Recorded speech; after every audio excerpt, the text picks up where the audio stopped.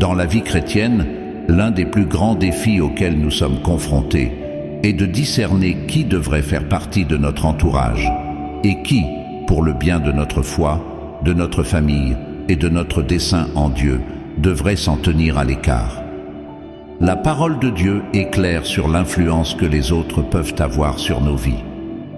En tant que croyants, nous sommes appelés à être lumière au milieu des ténèbres, mais nous devons également avoir la sagesse de comprendre que tout le monde n'est pas censé nous accompagner dans ce voyage. Restez jusqu'au bout et je partagerai avec vous un super message pour continuer une bonne semaine.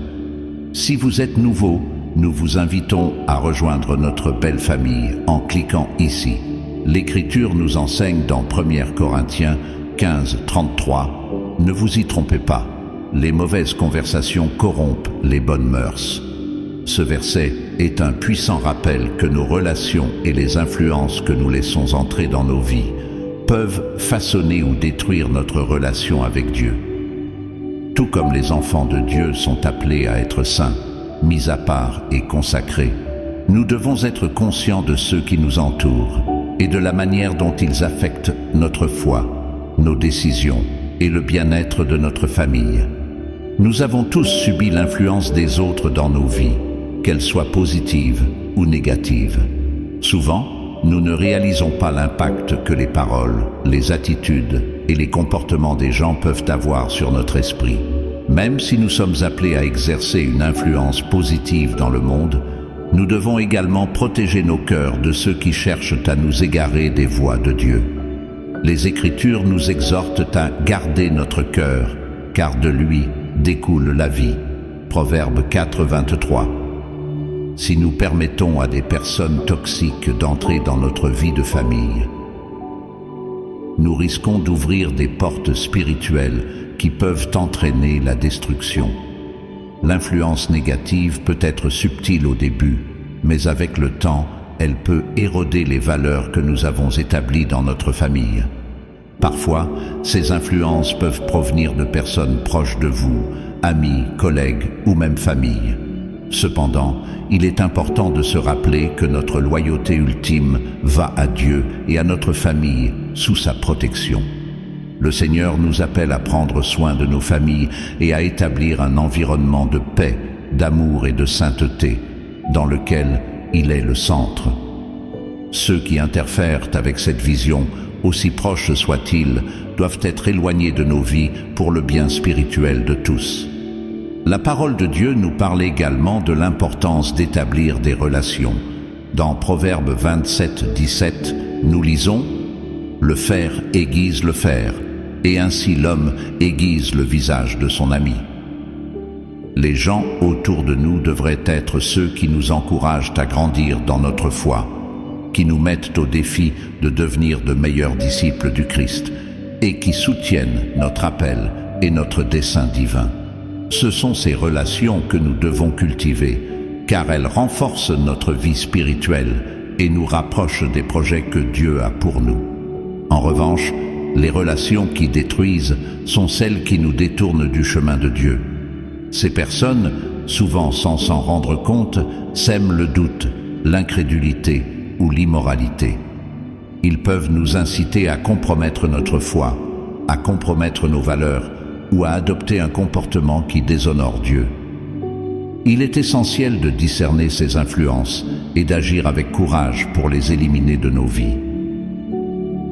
Il ne s'agit pas d'être cruel ou insensible, mais de donner la priorité à la volonté de Dieu avant tout. Le discernement est l'un des dons les plus précieux que nous puissions demander à Dieu en ces temps difficiles. Dans 1 Jean 4, il nous est dit « Bien-aimés, ne croyez pas tout esprit, mais éprouvez les esprits pour voir s'ils sont de Dieu. » Cela s'applique à la fois aux doctrines que nous entendons et aux personnes que nous autorisons dans notre environnement. Toutes les personnes qui entrent dans notre vie n'ont pas de bonnes intentions, et toutes ne sont pas alignées sur les desseins de Dieu à notre égard. Le Saint-Esprit nous donnera le discernement nécessaire pour identifier qui doit rester et qui doit partir. En ce sens, il est important de consacrer du temps à la prière en recherchant la direction de Dieu dans chacune de nos relations. Lorsque nous demandons au Seigneur de révéler sa volonté concernant qui devrait être dans nos vies, il le fera clairement. Il peut parfois être difficile ou douloureux de repousser certaines personnes, surtout lorsqu'il y a une histoire ou un attachement émotionnel. Mais nous devons nous rappeler que Dieu a toujours le meilleur pour nous et nos familles. Dieu peut permettre à certaines personnes de se retirer de nos vies pour nous protéger ou pour nous donner la possibilité de grandir. Lorsque nous entretenons des relations toxiques, nous pouvons retarder le plan de Dieu pour nos vies. Mais si nous faisons confiance à sa sagesse et le laissons guider nos pas, nous verrons de nouvelles opportunités s'ouvrir pour la croissance spirituelle et la guérison familiale. Votre maison doit être un sanctuaire de paix et de présence de Dieu. En tant que chef spirituel de votre famille, vous avez la responsabilité de protéger cet environnement sacré. Vous ne pouvez pas permettre aux personnes qui sèment la discorde, le doute ou le péché d'entrer dans l'espace que vous avez consacré à Dieu. Quelqu'un qui critique constamment votre foi, remet en question vos décisions spirituelles ou introduit des comportements contraires à la volonté de Dieu n'a pas sa place dans votre maison. Jésus lui-même en était un exemple. Même s'il aimait tout le monde, il savait que tout le monde n'était pas prêt à recevoir son message ou sa présence. Dans Matthieu 10, 14, il dit à ses disciples « Et si quelqu'un ne vous reçoit pas ou n'entend pas vos paroles, sortez de cette maison ou de cette ville et secouez la poussière de vos pieds. » De la même manière, nous devons apprendre à discerner quand il est temps d'abandonner certaines relations pour le bien de notre santé spirituelle et de celle de nos familles. Alors que vous poursuivez ce voyage de foi, il est essentiel que vous preniez des décisions qui alignent votre vie et celle de votre famille sur les desseins de Dieu. Une partie de cette tâche consiste à éliminer ceux qui, bien qu'ils soient aimés ou proches, ne contribuent pas à la croissance spirituelle ou au bien-être de votre foyer. Il n'est pas toujours facile de déterminer qui doit rester en dehors de votre vie. Il peut y avoir des moments de conflit interne, surtout lorsque les personnes impliquées ont joué un rôle important dans votre vie. Cependant, lorsque nous accordons la priorité absolue à Dieu, nous comprenons que notre relation avec lui et le bien-être spirituel de notre famille sont les plus importants. Lâcher prise de certaines personnes peut être douloureux, mais c'est un acte d'obéissance et de foi dans les plans supérieurs que Dieu a pour vous. Les relations familiales peuvent être particulièrement compliquées. Tout au long de la Bible, nous voyons que Dieu valorise profondément la famille. Mais il y a aussi des moments où le Seigneur sépare les gens les uns des autres pour son dessein. Dans Luc 12, 51 à 53, Jésus dit quelque chose qui peut être difficile à comprendre au premier abord. « Pensez-vous que je sois venu donner la paix sur la terre ? Je vous le dis, non, mais des dissensions. Car désormais, 5 dans une famille sera divisé, 3 contre 2 et 2 contre 3. » Ce passage nous rappelle que notre foi peut provoquer des tensions, même parmi nos proches. Il ne s'agit pas d'encourager les conflits, mais de reconnaître que tout le monde, pas même les membres de votre famille, ne partagera pas votre vision spirituelle ou votre désir de suivre le Christ de tout votre cœur. Certains peuvent essayer d'affaiblir votre foi ou d'influencer votre famille vers des comportements et des modes de vie qui ne sont pas conformes à la volonté de Dieu. Cela ne signifie pas que vous devez couper radicalement et immédiatement les liens, mais cela signifie que vous devez faire preuve de discernement quant à l'impact que vous permettez à ces personnes d'avoir sur votre vie. L'histoire d'Abraham et Lot dans Genèse 13 est un exemple classique de l'importance de savoir quand s'éloigner. Même si Abraham et Lot formaient une famille, il arriva un moment où leurs chemins durent se séparer. La terre ne pouvait pas les nourrir tous les deux en raison de leur possession croissante, ce qui provoquait des conflits entre leurs serviteurs. Abraham, avec sagesse et paix, suggéra qu'ils se séparent. « Si tu vas à gauche, j'irai à droite. Si tu vas à droite, j'irai à gauche. » Genèse 13, 9. Parfois, la distance est nécessaire pour préserver la paix et permettre au plan de Dieu de se déployer dans nos vies. Fixer des limites est essentiel pour protéger le bien-être spirituel de votre foyer. Les limites ne sont pas un acte d'égoïsme. C'est un acte d'amour et de responsabilité envers vous-même et vos proches. Jésus lui-même a fixé des limites au cours de son ministère terrestre. Bien qu'il aimait les foules, il s'est également séparé pour prier et communier avec son Père. Luc 5,16. Il savait quand il devait se retirer pour recharger ses forces et protéger sa mission divine. En tant que leader au sein de notre foyer, nous devons apprendre à dire non lorsque cela est nécessaire, sans nous sentir coupables ou égoïstes.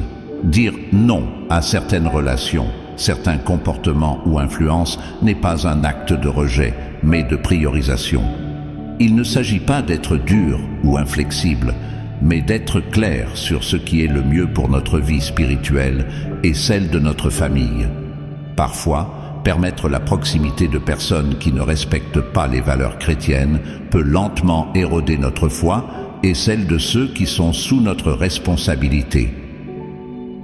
Les limites non seulement protègent, mais enseignent également aux autres ce qui est acceptable et ce qui ne l'est pas. Lorsque nous fixons des limites claires, nous envoyons un message sur l'importance de notre foi et de notre engagement envers Dieu. Parfois, cela peut suffire pour que des personnes toxiques ou négatives s'en sortent d'elles-mêmes. Ceux qui ne respectent pas vos limites n'ont pas leur place dans l'espace sacré que vous avez créé pour votre famille. Prendre la décision de repousser certaines personnes demande du courage.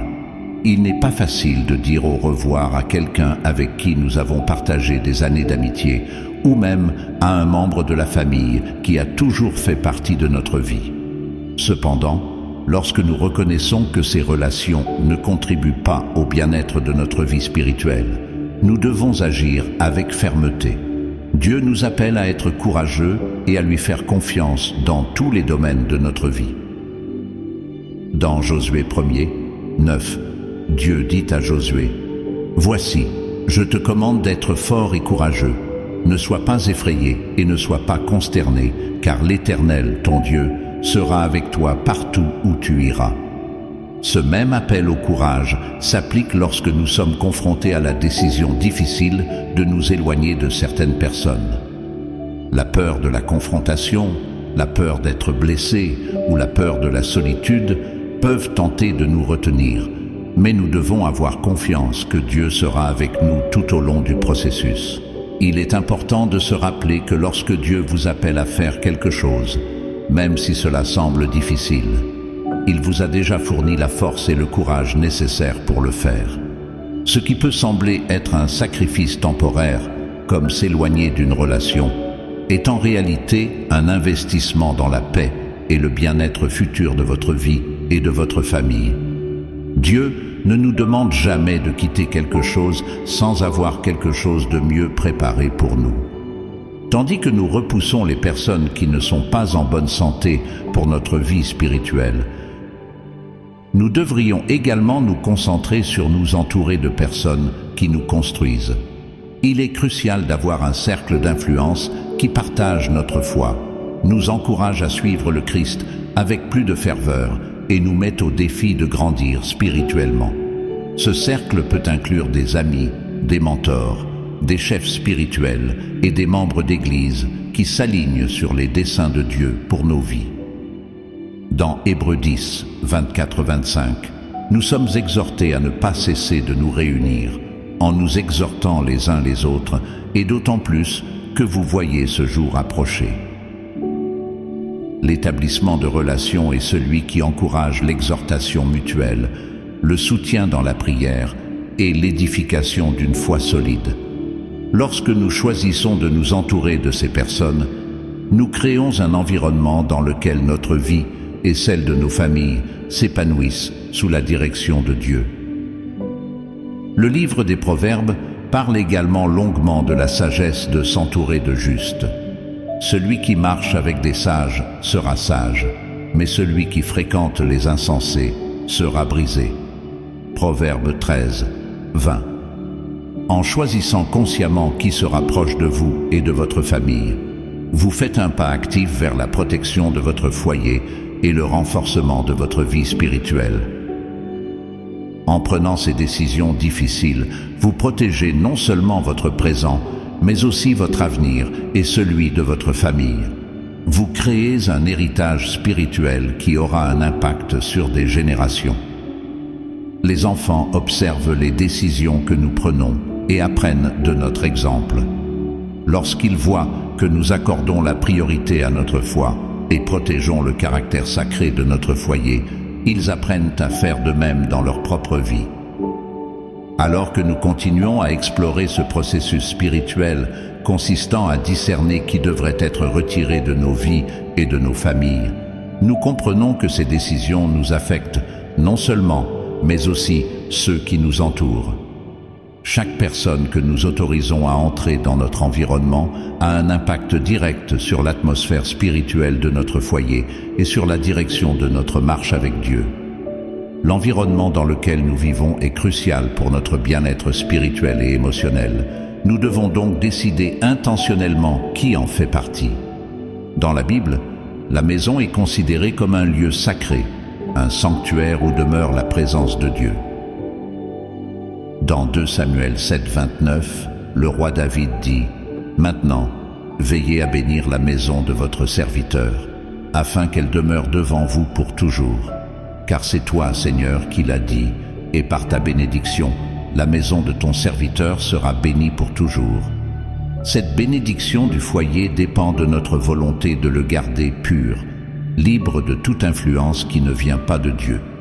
L'une des façons de protéger la pureté spirituelle de notre maison est de garder un œil sur les personnes avec qui nous partageons cet espace.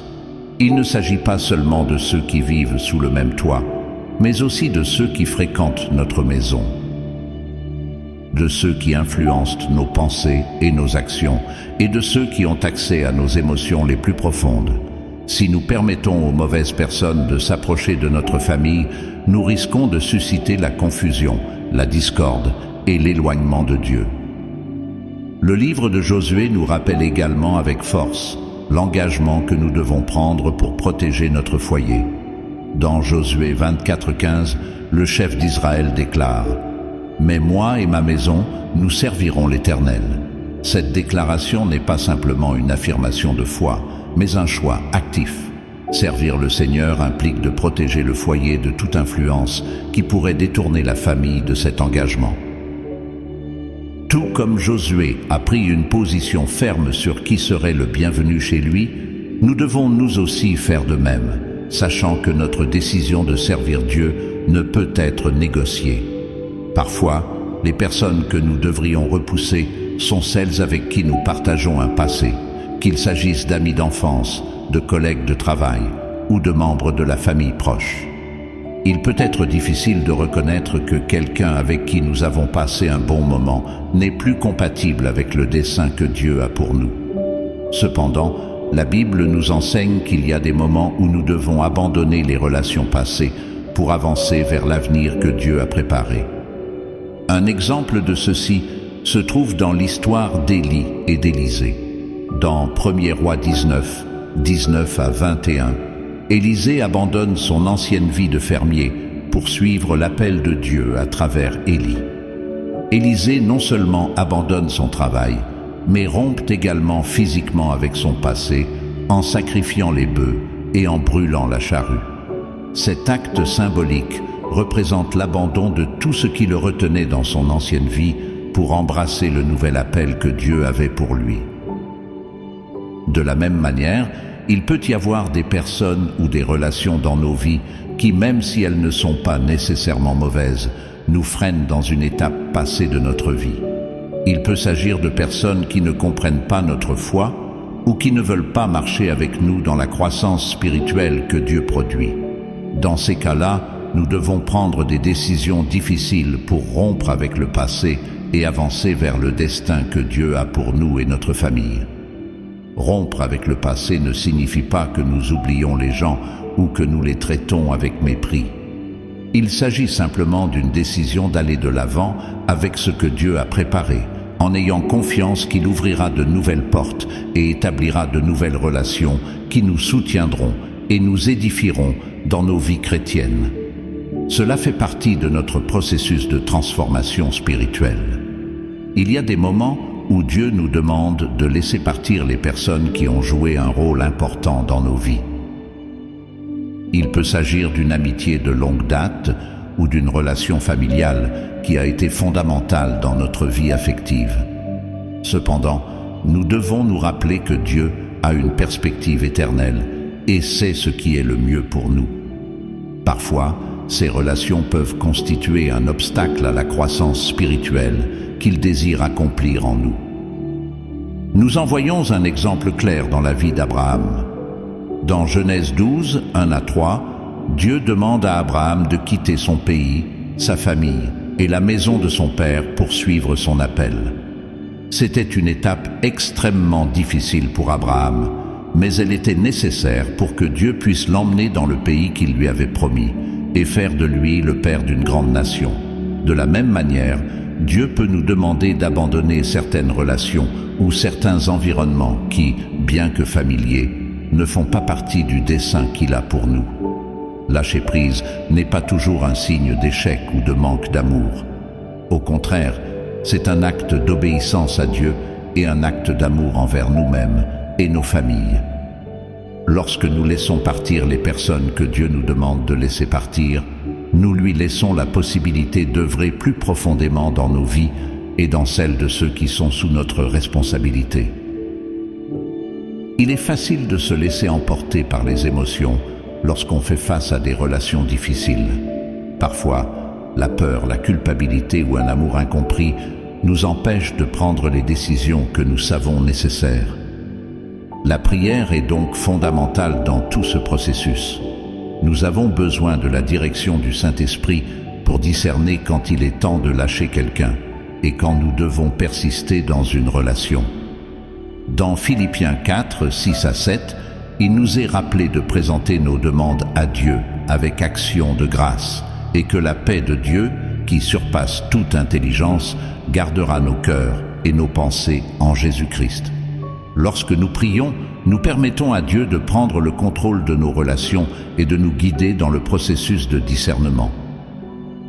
Dieu peut nous montrer des choses que nous ne pouvons pas voir de nos propres yeux ou nous donner la paix dont nous avons besoin pour prendre une décision difficile. La prière nous renforce également pour agir avec amour et sagesse. Parfois, même lorsque Dieu nous demande de retirer quelqu'un de notre vie, nous devons le faire avec grâce et respect, sachant que cette personne est aussi aimée de Dieu. En priant, nous reconnaissons que nous ne sommes le juge de personne, mais que nous suivons simplement les conseils de Dieu pour protéger notre vie spirituelle et celle de notre famille. Une partie de ce processus implique également de garder un cœur ouvert et disposé à écouter ce que Dieu dit. Parfois, nos émotions peuvent obscurcir notre capacité de discernement, ou nous pouvons nous accrocher à des relations dont Dieu nous a déjà montré qu'elles étaient malsaines. Un cœur endurci ou rebelle peut nous empêcher d'entendre clairement la voix de Dieu. Il est donc essentiel de maintenir une attitude d'humilité et de soumission à sa volonté. Dans Psaume 139, 23-24, le psalmiste prie « Sonde-moi, ô Dieu, et connais mon cœur, éprouve-moi et connais mes pensées, et vois s'il y a en moi une mauvaise voie, et guide-moi dans la voie éternelle. » C'est une prière que nous devrions prier constamment, demandant à Dieu de sonder nos cœurs et de nous montrer tous les domaines dans lesquels nous n'obéissons pas à sa direction. Prions, cher Père Céleste. Nous te remercions pour ta sagesse et ton amour infini, qui recherche toujours le meilleur pour nos vies et pour nos familles. Aujourd'hui, nous nous présentons devant toi, reconnaissant que nous avons besoin de tes conseils et de ton discernement pour savoir qui devrait faire partie de notre environnement et qui, avec amour, nous devrions laisser partir. Nous savons que nos relations peuvent profondément affecter notre marche avec toi, et nous voulons que notre maison soit un lieu rempli de ta paix, de ta sainteté et de ta présence. Nous vous demandons de nous donner la force de prendre les décisions difficiles qui sont nécessaires, sachant que tout ce que nous faisons est fait pour vous glorifier. Aide-nous à lâcher gracieusement ces personnes qui, bien que chères, ne font pas partie des projets que tu as pour nous. Donne-nous la sagesse de fixer des limites saines et de protéger notre maison de toute influence qui pourrait nous éloigner de ton objectif. Seigneur, nous te demandons d'envoyer dans nos vies des personnes qui nous édifieront, qui nous encourageront à marcher dans la sainteté et à te suivre de tout notre cœur. Que nos relations soient le reflet de votre amour et de votre vérité. Et dans ces moments où nous nous sentons seuls ou en insécurité, rappelle-nous que tu es toujours à nos côtés, nous guidant et nous soutenant. Nous te donnons nos familles, nos relations et nos vies, confiant que tu nous conduiras toujours sur le bon chemin. Que ton nom soit glorifié dans tout ce que nous faisons et dans les décisions que nous prenons. Au nom de Jésus, Amen. Si ce message vous a touché, nous vous invitons à vous abonner, à activer les notifications et à partager cette vidéo avec au moins 5 personnes. Chaque fois que vous le partagerez, vous serez doublement bénis par la grâce du Seigneur. Aussi, si vous souhaitez nous soutenir, vous pouvez faire un petit don via le lien que vous trouverez dans le commentaire en vedette. Votre générosité nous aide à continuer à créer du contenu qui renforce la foi et apporte de l'espoir à ceux qui en ont le plus besoin. Chaque contribution, aussi petite soit-elle, fait une grande différence et nous en sommes profondément reconnaissants. Merci d'être avec nous. Que Dieu vous bénisse. Jusqu'à la prochaine fois.